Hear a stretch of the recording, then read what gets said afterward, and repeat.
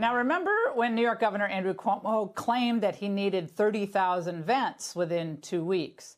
Well, if he didn't get them, he said people were going to die. It was really scary. Well, we at the Ingram Angle were skeptical. That number seemed absurdly high based on the revised data, which we started talking about on Tuesday night with Dr. Fauci.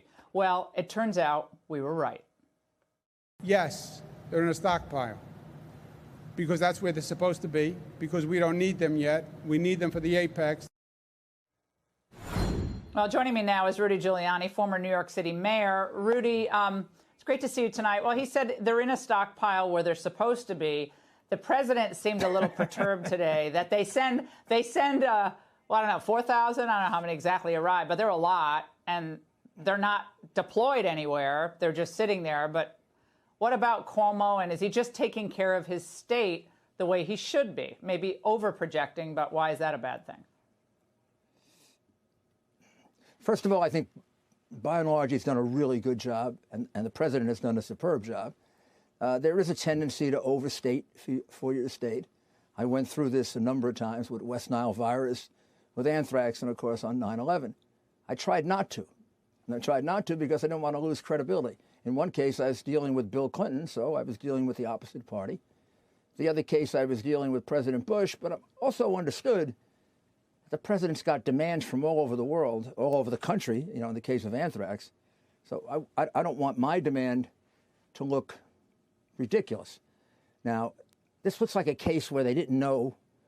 I mean, the right hand didn't know what the left hand was doing, which can happen in a situation like this. So you sort of back off. Maybe you make a little apology for it. The most important thing is to keep up good relations.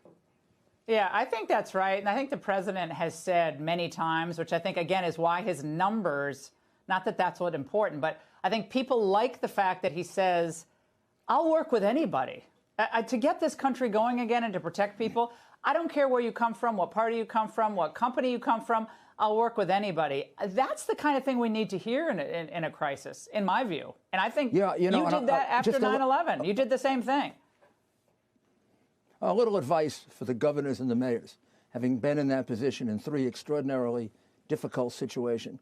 I'd say one equal to this. Take the blame when you have to.